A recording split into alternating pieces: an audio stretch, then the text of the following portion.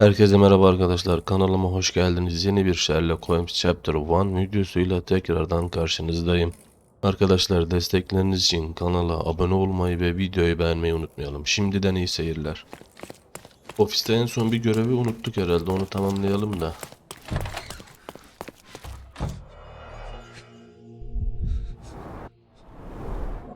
Let's see what's hidden there.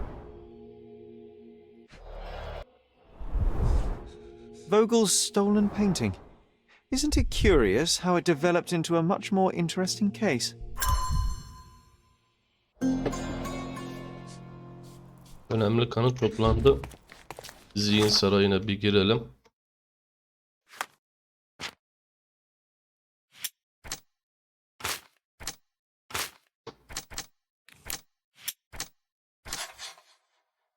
Bir ipucu çıktı. Bernadette elçiye şantaj yapmak için gerekli kanıtı toplamış.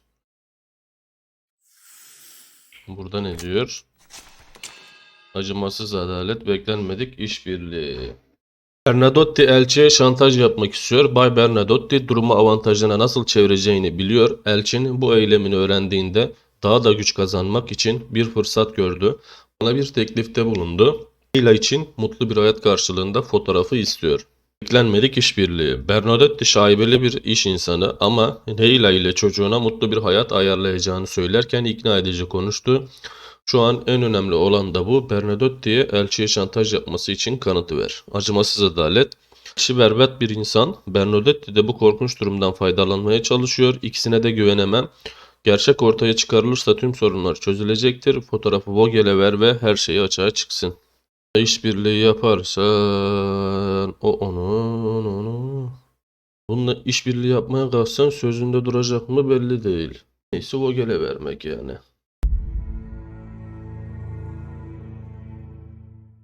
Vogel de sonuçta sanatçı, yani gazetede mastede çıkarır bunu ha, görüktüğü gibi. Bernadette elçiye şantaj yapmak istiyor.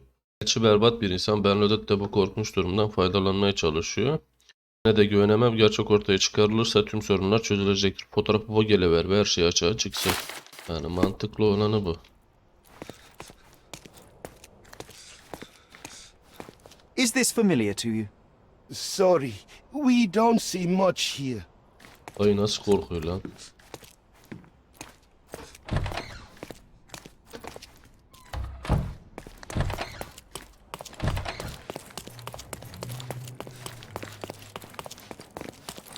Yukarı nereden çıkacağız?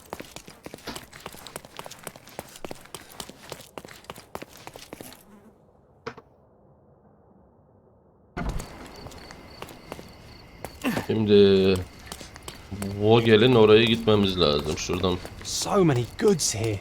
Let's find something illegal. Bir gidelim de Vogel sarayda olması lazım. İşaretleyelim bir yerine.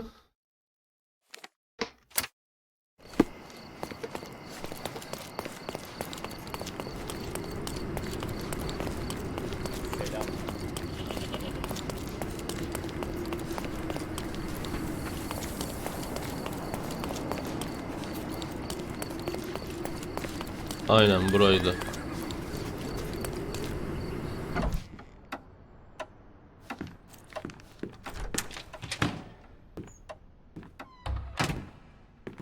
Mr. Holmes, you've returned. Have you uncovered anything new about the theft?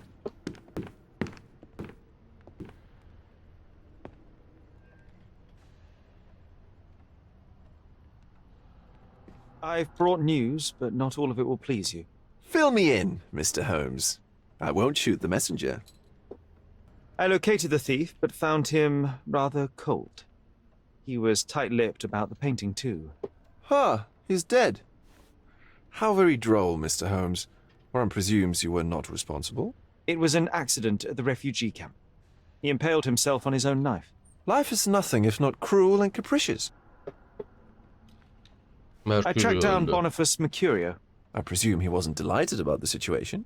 He was not having a good day on account of his murder.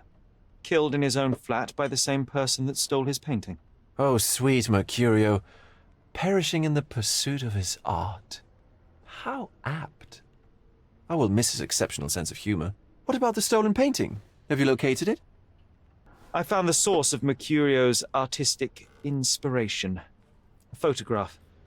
What troubled me was that the sexual act captured was non-consensual. She was violated? Dear God, how despicable. Her abuser was in fact the British envoy.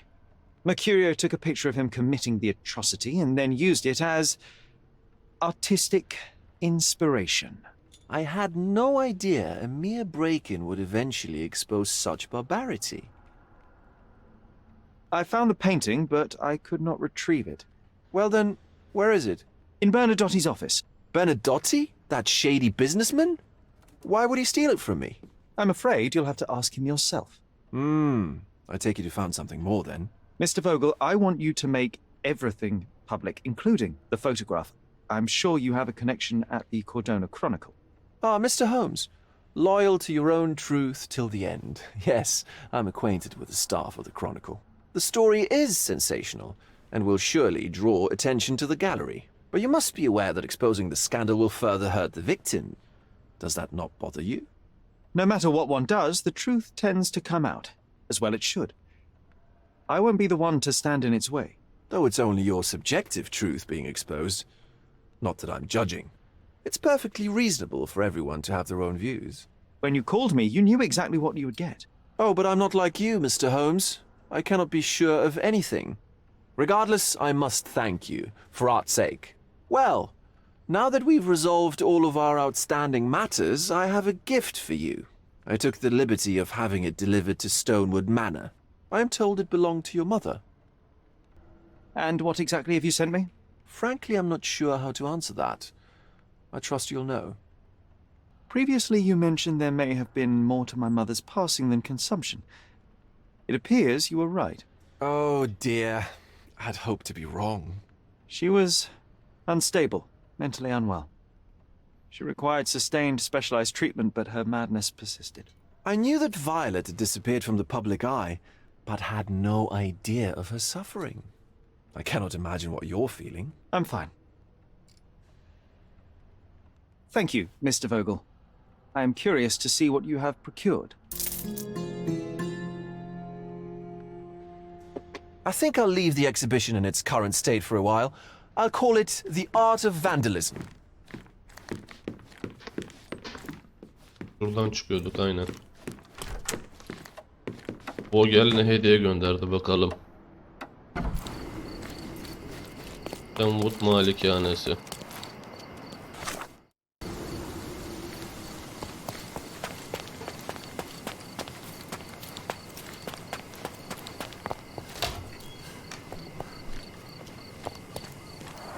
Bu ne la böyle? Bizarre object, and yet oddly familiar.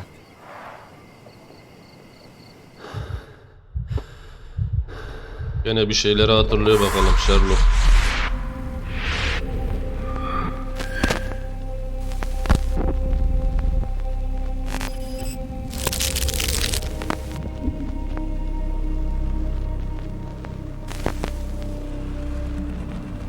Annesi harbiden normal değil bunun ya. Did you just remember something? Yes. A room full of curiosities. Just look and at this thing. artifacts. I think It's I can find it huge. in the manor. Sherlock. So, you continue to pursue the imaginary.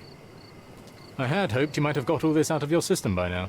Mycroft, what are you doing here? Get out of my house. It's my house, actually. I've come to bring you back. I have no interest in returning, let alone with you. I know you lied about Mother all these years, claiming she was merely ill, but she was unstable. She never had tuberculosis. She was not recuperating, but mentally deteriorating, and you never once thought to tell me. How dare you? I shall not indulge this petulant tantrum. You can just tire yourself out and then slink back to London with your tail between your legs. Just tell me everything. I'm an adult now. Show me the basic courtesy of an explanation. You know I will find out eventually. The goal was stability, and that's what you got. The right thing for everyone was to try and move on from her passing. The consequences of one's actions determines what is right or wrong. Yes, exactly. The ends justify the means. After leaving Cordona, Sherlock, you had a normal childhood. In London, I was able to support you, guide you, shape you into a fine and productive young man. You have so much potential, so much to offer society. But that's not the end. Now I found the truth, and it has shattered everything I knew about her, about you, and about myself. I feel unstable because of you. Your actions were not justified. Lying never is. Oh, grow up, Sherlock. It was a white lie which has as much use in the realm of the interpersonal as the international. It is time you come to accept that some things are bigger than yourself. Oh, you are full of it. You like to pretend you care about the big picture, but it's just an ego trip. Ne çok You like konuştular knowing ya. more than others. You like greasing palms and rubbing shoulders with the rich and powerful. You like having eyes and ears everywhere. The fact it helps the nation is incidental, because all you care about is yourself. It's true. I have agents everywhere, including Cordona. If you weren't so damn stubborn, you'd realize that means I'm only here for you.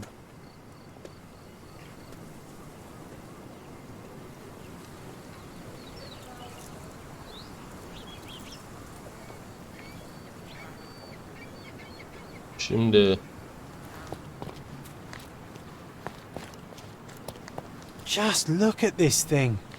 It's huge. sonra ne yapacağız? Eve doğru bir girelim de. Zihin sarayına bir bakalım, bir şey var mı?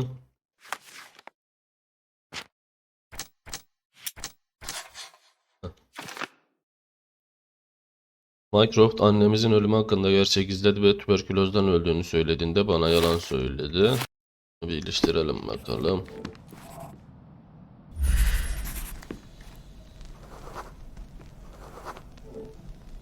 I remember returning home with a pair of perfect sticks. We wanted to turn them into training swords. Oh, that's right. We stood there, frozen, staring at something huge in the main hall.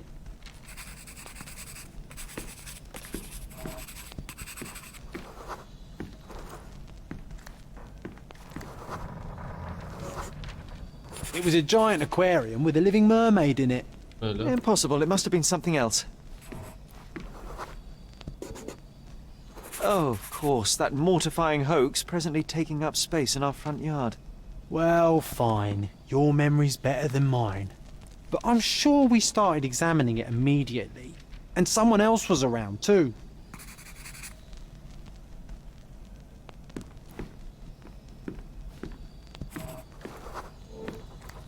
It was my mother. She asked what I thought of the artifact. You were really concentrating and Lan holding annesi something in tam your manyak hand. herhalde ya. Dengesiz.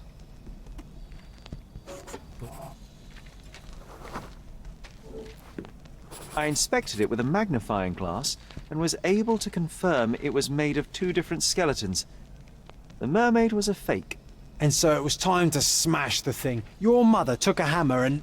Slow down, John. That's not how it happened. I Oh. remember other people joined us.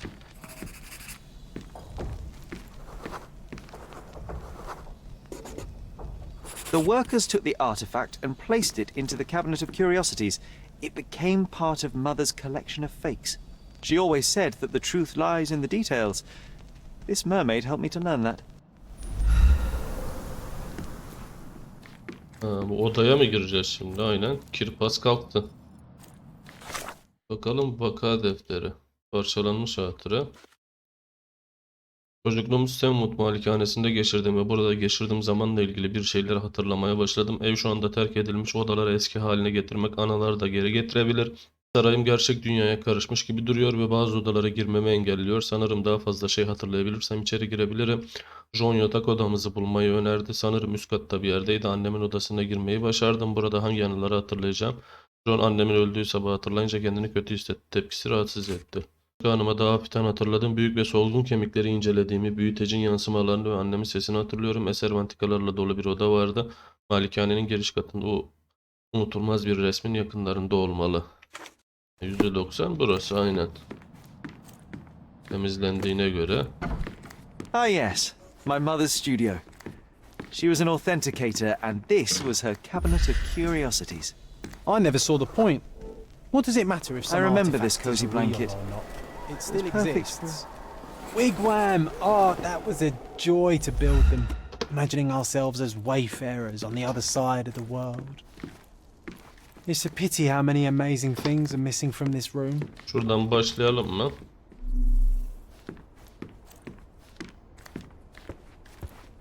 Böyle.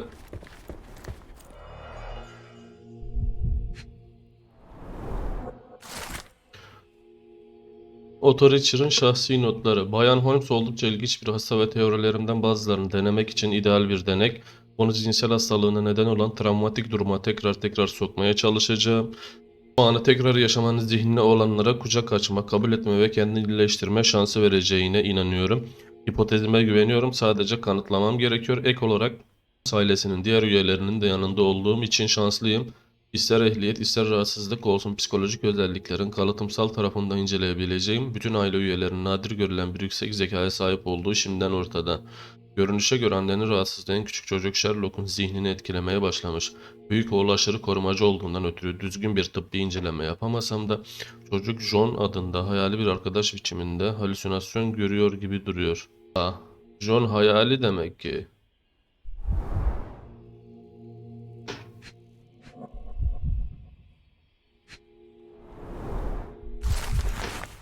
Antika dolabında bulunan yırtık bir diploma. Biri bilerek yırtıp parçalara ayırmış. Birleştirilip çevrildiğinde diplomada şöyle yazıyor.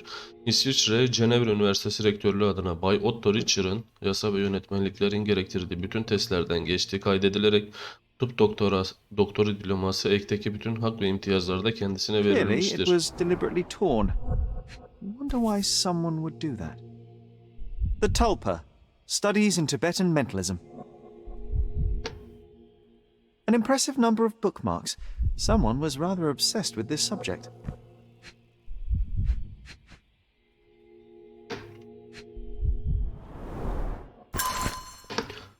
Otto'nun kardeşinden gelen mektup. Sevgili ağabeyim, yakın zamanda Kordona'ya geldiğini duydum. Beni görmeye geldin mi? Fikirlerimiz hep çatışsa akşamları yaptığımız sohbetleri özlüyorum. Kordona'da çok güzel yeni bir sanat galerisi açıldı. Her perşembe oraya gidiyorum. Orada buluşalım. Ayrıca Klaus'u arama. O ismi geride bıraktım.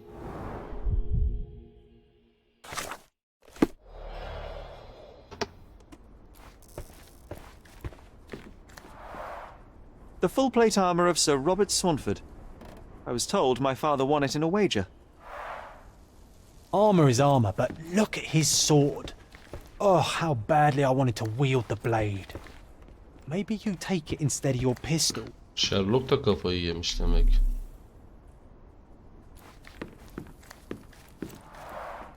Mother said this was among the hunting trophies of a Scottish viscount. So he tried to persuade everyone that his forest was inhabited by these beasts. It would have been thrilling if it were Burada da actually var bir true. şeyler. Another fake Holy Grail. Its owner claimed to be the heir of King Arthur. Scarcely believable. He also insisted a deadly rabbit was hunting him.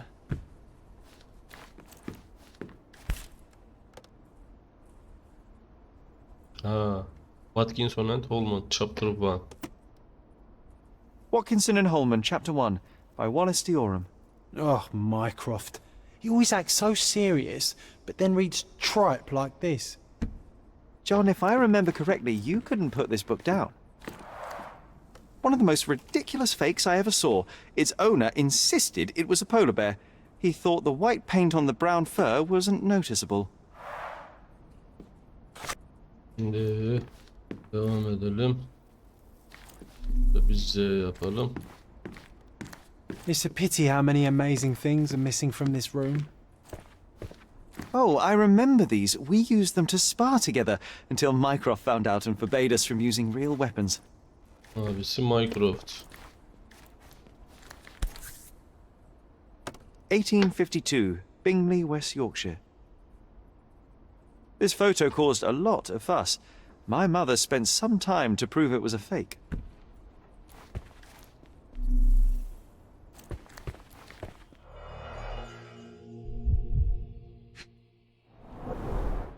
So many calling cards.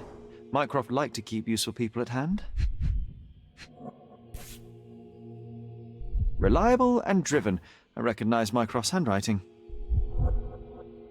Officer Luciano J. Placido.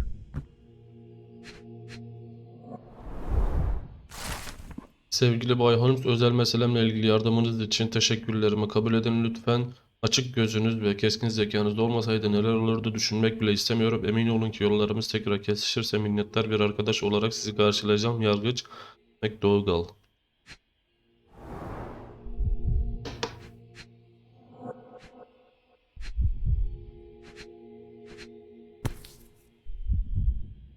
Carefully opened. Dated 24th of April 1869. Mahkeme celbi. Bay Mycroft Holmes, bu Cordona Belediyesi tarafından Bayan Violet Holmes'un ölümü hakkında Doktor Otto Richard'ın mahkemesine yargıç McDougall'ın bakacağını size bildirmek için yazılan celptir.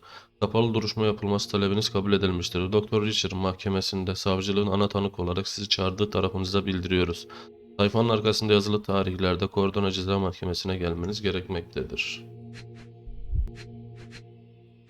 Çekmece varmış. This drawer was always closed. Only Mycroft knew how to open it.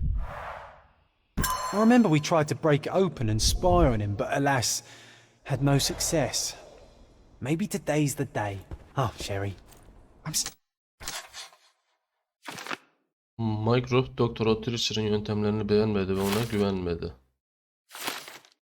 Antika dolabında çekmecesini açıp açamayacağımı sordu. Yıllardır o dolaba hayranı çocukken bir sefer John'la Mycroft'u gizlice izleyip çekmecenin anahtarını nereye sakladığını bulmaya çalıştık.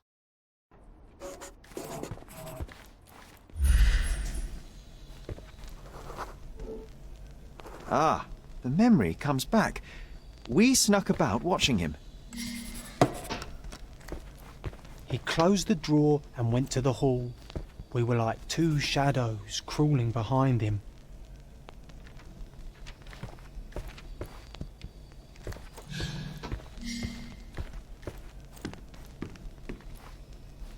Pole. Aynen.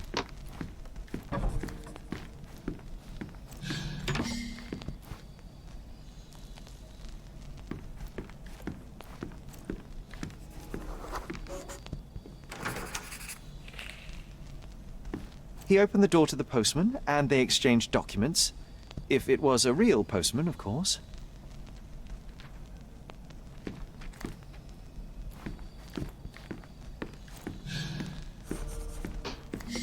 Then yuvarı. Sol. Sağ. Ha.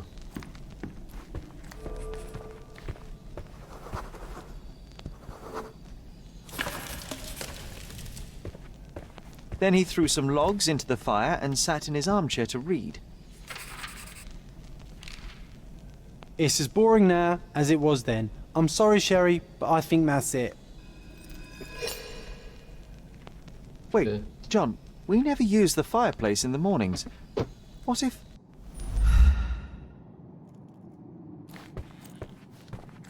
Sonrası.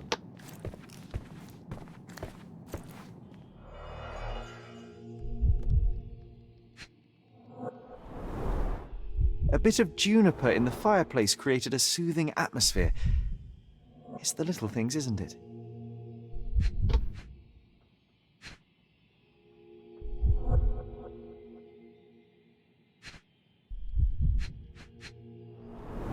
Aha burada. I think this is what we're looking for.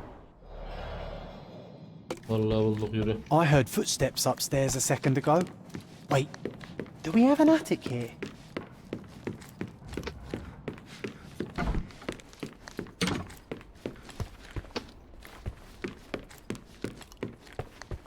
Nerede lan çekmece?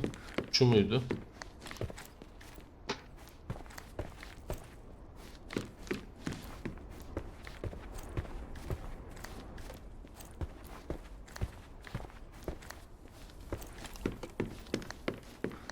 Oğlum. Ha. We made it. So what's there?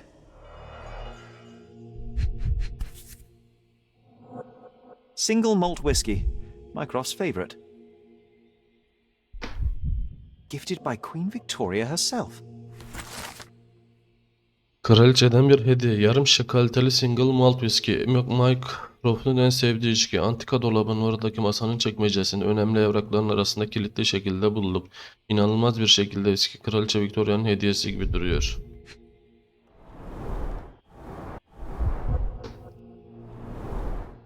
Dossiers on the most influential people on Cordona. Mycroft always had a habit of building files on everyone he met.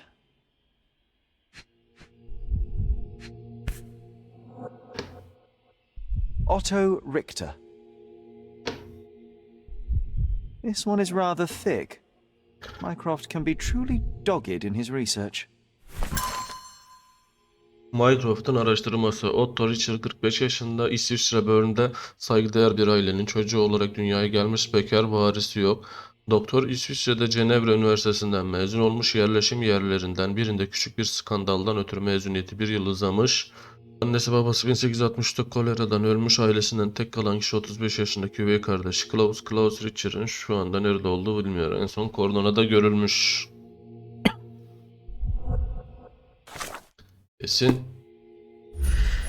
Hop. Klaus Richter'ı mı bulacağız?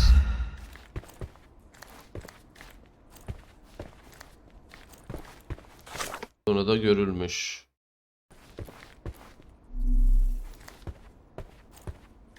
It's a pity how many amazing things are missing from this room. Şimdi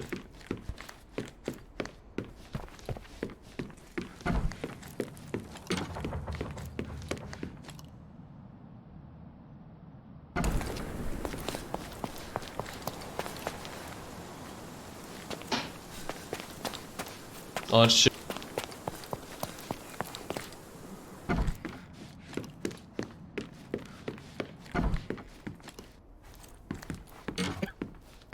Şimdi burada ne yapacağız? Antika dolabındaki kaza. Bu anıyı hatırlayalım bakalım, aynen.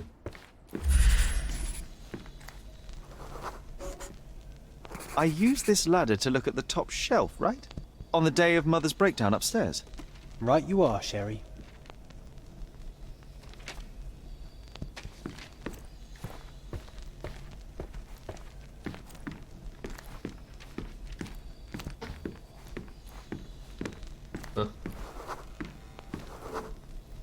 We heard a noise. I can't recall of exactly what. And we didn't have a great view from behind the statue.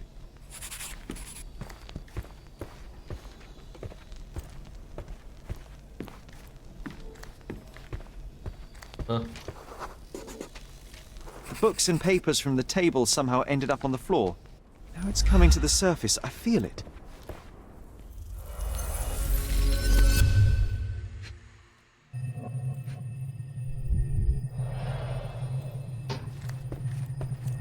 When you're finished here, can we build a wigwam from the blankets? Like in the good old days? Zihin yamışması var burada şimdi.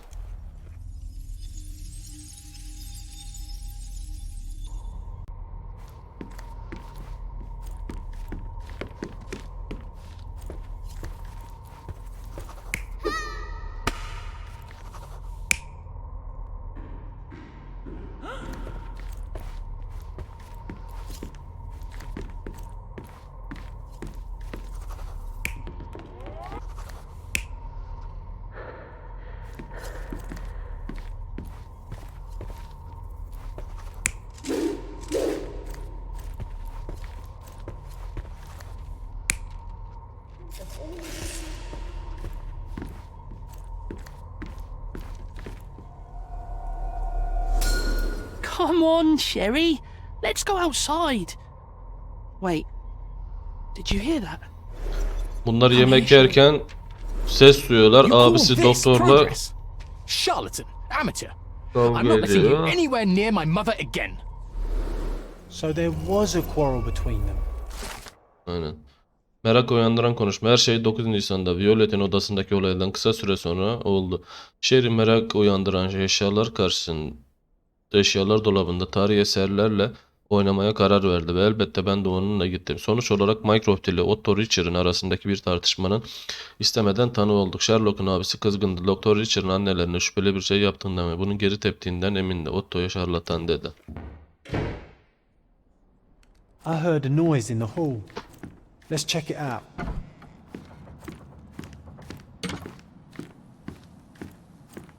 Sherry, look! Ne diyor? Sevgili Bay Holmes, Büyük Saray'ın kuzeyindeki Cordona Manastırı'nın karşısındaki Turkuaz yolundaki Kurt Mançhios malikanesinde sizi bekliyorum. Hemen gelin, müsait olmasanız bile gelin. Daima dostunuz. 5 bu ne? Not, gereksiz sorunlarla uğraşmayın diye bu yere uygun kıyafetler gönderdim. Umarım üstünüze uyar. An invitation that comes. Videoyu da burada sonlandırırım. Bir sonraki videoda görüşmek üzere. Kendinize iyi bakın.